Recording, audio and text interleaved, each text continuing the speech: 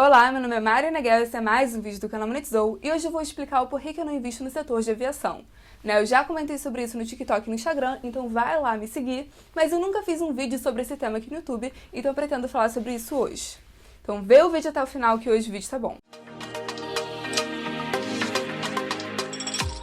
Sim, eu não invisto no setor de aviação, mas esse vídeo não é uma recomendação. Então, se você quiser investir, tudo bem. É só que nesse vídeo eu pretendo falar sobre a estrutura do setor, os riscos de mercado, porque tantas empresas acabam quebrando e porque é tão complexo investir pensando no longo prazo. Então, na minha estratégia, investir nesse mercado não faz sentido, mas o objetivo desse vídeo é passar informações para você chegar numa conclusão própria do que faz sentido dentro da sua estratégia de investimento. Então, vamos lá, começando o vídeo. Sendo curto e grosso, o setor de aviação é um setor muito problemático, com muitos riscos e nem sempre eles compensam. Como assim nem sempre os riscos compensam?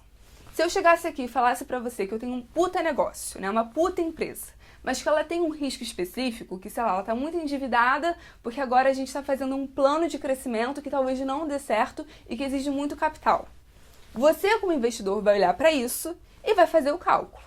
Você vai considerar quanto de fluxo de caixa essa empresa vai conseguir ganhar com, enfim, esse plano de crescimento, quanto de market share ela vai conseguir ganhar, a chance de dar certo e de dar errado, versus o capital que está sendo investido, Você vai considerar o retorno possível versus o risco e você vai ver se faz sentido. No setor de aviação, quando eu falo de risco, o buraco é mais embaixo. Primeiro, eu não estou falando de um risco em particular, eu estou falando de vários riscos ao mesmo tempo, e que são riscos estruturais, ou seja, são riscos que a companhia não consegue controlar.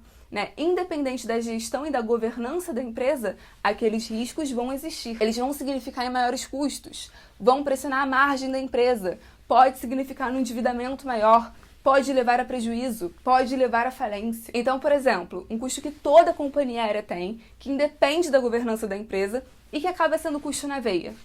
Alta do barril de petróleo. Para o avião decolar, ele sair do chão, ele conseguir fazer o transporte, ele precisa de combustível. E essa acaba sendo boa parte das despesas das companhias aéreas. O presidente da Gol e o CEO da Associação Latino-Americana e do Caribe de Transporte Aéreo já confirmaram que o combustível representa 50% dos custos dessas empresas. E se esse preço sobe, o que vem acontecendo, ele mais que dobrou em 10 anos, ele disparou em 2021, isso acaba pressionando os custos da empresa, Acaba aumentando. E ok, a companhia vai tentar repassar isso para o consumidor. Só que passagem aérea não é um bem necessário, Não é um bem com uma demanda inelástica. Então, se fica caro, as pessoas deixam de comprar. Então, sim, isso acaba afetando as margens da empresa. E lembrando, o petróleo é uma commodity, então a gente está falando de um preço volátil, que as companhias não conseguem controlar, que é influenciado por questões geopolíticas e econômicas, que é impactado pela presença de um cartel, a OPEP, que pode levar à subida do preço, e que sim, é um puta risco que afeta tanto empresas brasileiras quanto empresas internacionais. É um risco estrutural do mercado. Agora, esse é o único risco dessas empresas? Não. Outro risco importante é o risco cambial. De novo, o petróleo, a gente está falando de uma commodity, que é negociada em dólar no mercado internacional. Então, o câmbio acaba influenciando no preço dos combustíveis também. E aí vem outra discussão importante. Essas empresas costumam ter despesa dolarizada, mas a receita não. Falando de companhias brasileiras, por exemplo, a receita da companhia vai ser em real. Você compra a passagem de uma companhia aérea e você paga em real, mas o custo é dolarizado. Por exemplo, despesa com combustível, que é 50% da despesa da empresa.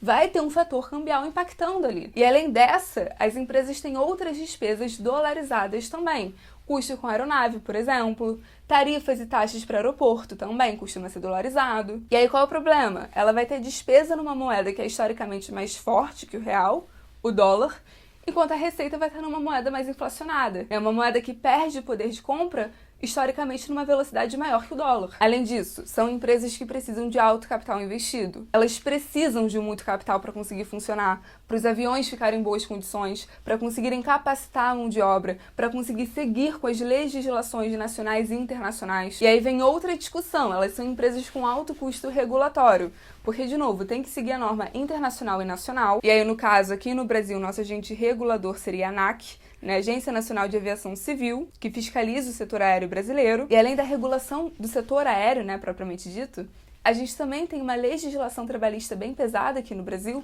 que acaba se traduzindo em custo. Então percebam, são muitos os riscos que fogem do controle das empresas, né? Riscos estruturais, macroeconômicos, que elas não conseguem evitar e nem controlar e nem prever. E além de tudo isso que eu falei, essas empresas não podem considerar a demanda como algo garantido. É um setor com uma demanda cíclica, sazonal, que pode ser muito influenciada por vários fatores externos, né? Se eu tiver uma crise econômica, a demanda vai cair. Uma crise sanitária, como por exemplo uma pandemia, também. Além disso, as empresas dependem de questões ambientais para conseguir operar. Então, por exemplo, se um vulcão entrar em erupção, elas não vão conseguir. As operações também podem parar em caso de ataque terrorista, por exemplo.